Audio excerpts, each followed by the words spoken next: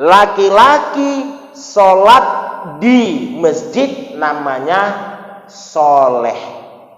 Laki-laki yang sholat di rumah namanya soleha. Jelas?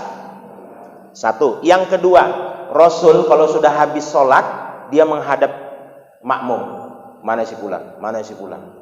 Sampai di situ disebutkan hadis riwayat Muslim, nomor hadis 234, 234. Di situ disebutkan kalau seandainya tak datang, bakar itu rumah. Kalaulah imam masjid Al-Hidayah bilang gitu, Pak, mungkin banyak pemadam kebakaran di sini, Pak. Sangingkan pentingnya lah sholat ke masjid. Jadi jangan ada alasan supaya makmumnya bisa nanti. Ajak mereka sholat ke masjid. Kan sudah dibilang, jangan menunggu tua baru datang ke masjid. Betul? Tapi datang ke masjid sampai tua. Maka hukumnya Pak, maka disebutkan ada 4, Pak. Ada 4. Ketika kita nanti masuk ke dalam, boleh saya cerita, Pak ya? Boleh. Nah, mana tahu nanti saya bilang gini, dia nengok aja gitu. Ya. Cuman Pak, diam aja dia. Digini kan diam juga dia. Dipegang, tak ada nadinya lagi. Maka daripada itu, alhamdulillah tak ada yang menguap ya kan. Kalau sempat ada yang menguap tadi, itu aja buktinya. Kalau ada yang menguap, baik, terima kasih. Assalamualaikum warahmatullahi wabarakatuh. Bukan apa Pak, tunduk dia gitu. Pikir berzikir. Kalau tunduk berzikir nggak apa-apa. Ini sampai berbunyi. Baik. Nah maka di situ Pak, ketika masuk kita ke dalam kuburan, sudah baru didoakan ustadznya. Allahumma firlahu kalau laki-laki, kalau perempuan Allahumma firlaha.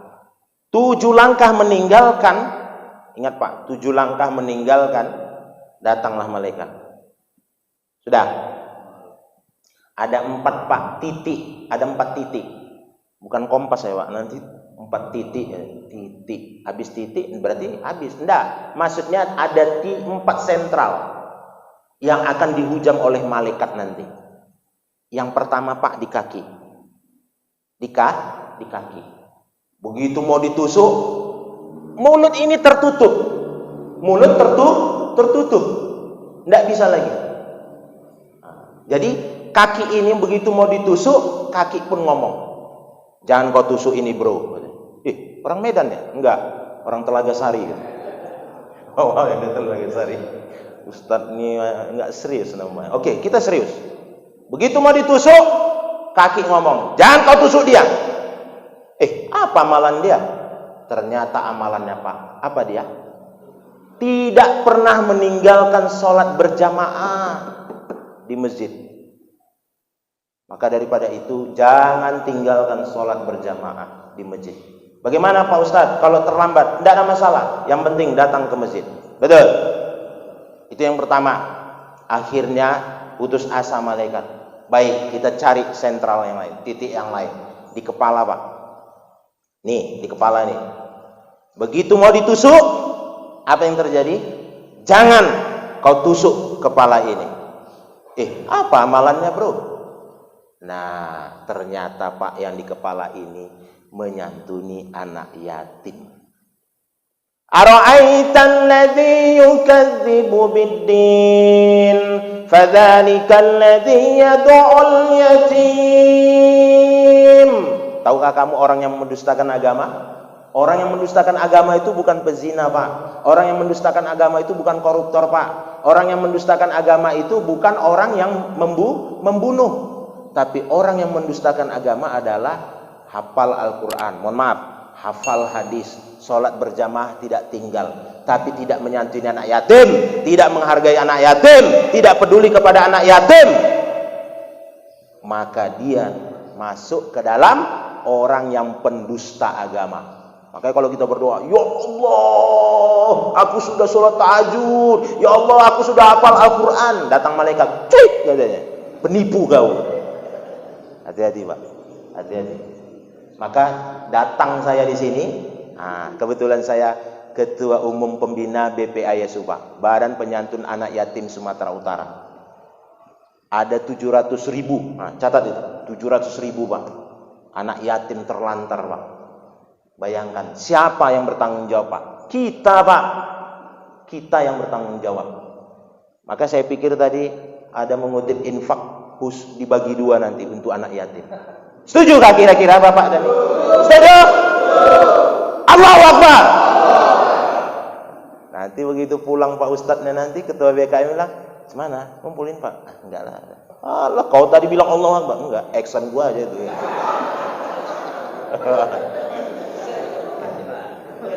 Ayo Pak. Udah konfirmasi.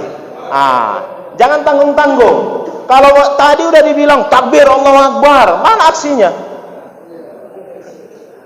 Nanti action aja. Maka Pak, ingat Pak, kita pendusta agama.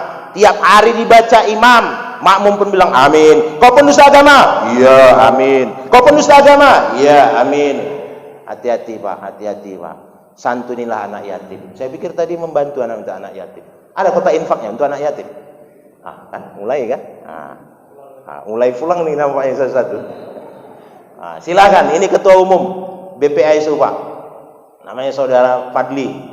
Nanti boleh pas mau pulang boleh silakan bantulah untuk anak yatim. Kami nggak percaya Pak Ustadz. Baik, silahkan buka YouTube channelnya, Facebook BPISU, bukan Bambang Pamungkas. Nanti BP, ini berarti Bambang Pamungkas. Bola orang kaya ini, ngapain dibantu? Nggak. Silahkan.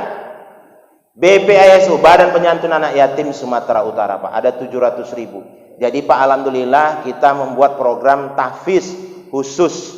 Itulah termasuk rumah tahfiz Al-Quran Zulkarnain. Kita bantu. Maka daripada itu kuncinya jangan sampai kita diludahi malaikat.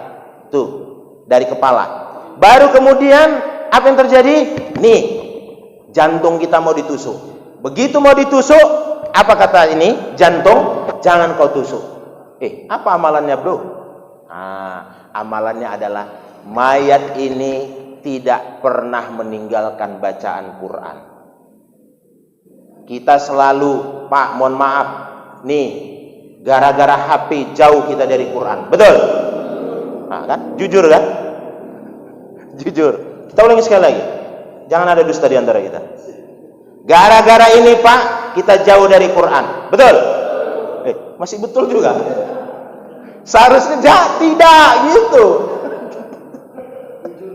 Jujur. Karena tadi Pak Ustadz bilang, kami jawab salah, nggak jawab salah. Apa ya Ustadz nih? Nah, gara-gara tidak pernah meninggalkan bacaan Quran. Ingat Pak, baca Quran. Jadi ada pertanyaan, Pak Ustadz, ini kan di HP ada Quran. Betul. Ini kalau dibawa ke dalam WC boleh nggak Pak Ustadz? Boleh. Ustadz radikal katanya. Masa Al-Quran ini dibawa masuk ke dalam WC? Boleh. Kalau kayak gitu Pak, logikanya Pak. Kadang kita kasih dalil nggak percaya Pak. Kasih hadis nggak percaya. Pakai logika. Orang hafal Al-Quran 30 juz di kepalanya. Seandainya dia masuk kakus Pak, dilepaskan ya kepalanya Pak? Enggak kan? Sempat diputuskan ya kepalanya, digantungkannya. Ini antu pocong namanya. Oh ya, boleh. Alhamdulillah, Masya Allah. Mudah-mudahan ini nanti disampaikan untuk anak yatim kita. Jadi Allah akan tambah rezeki kita. Amin. Keluar dari sini Allah akan tambah. Jangan ragu Pak. Makanya orang pendidikan matematika dengan pendidikan agama Islam itu selalu berantem. Matematika bilang 1 tambah 1 2. Kalau pendidikan agama Islam bilang enggak, 1 tambah 1 itu 700. Masalul ladzina yunfikuna amwalahum fi sabilillahi kamasalih habbah ambatat fi kulli sumbulatin mi'atu habbah wallahu yudha'ifu liman yasha wallahu wasi'un alim. Itu dia. Maka jangan tinggalkan Quran, baca Quran. Jangan koran. Boleh nggak baca koran? Boleh. Tapi harus diimbangi, lebih banyak baca Quran. Akhirnya putus asa para malaikat. Langsunglah ke belakang. Begitu di belakang ini mau ditusukkan lagi, apa kata yang di belakang? Jangan kau tusuk dia. Apa amalannya? Dia tidak pernah meninggalkan nih bayar infak. Kena juga dia kan? Itu dia. Orang yang berinfak, bersedekah, berzakat tidak pernah ditinggalkannya. Nih, Tidak akan pernah ditusuk. Akhirnya apa? Lulus. Mayat. Nah, cuman jangan dijadikan dalil. Kata Pak Ustadz, sholat berjamaah, kemudian mengasihi anak yatim, baca Quran, baru kemudian yang di belakang itu berinfak segala macam. Oh, berarti menyakiti istri boleh. Jangan sampai. Tetap maka luluslah ini tadi. Nah, sama seperti tadi. Maka sholat di masjid laki-laki soleh, kalau di rumah soleha.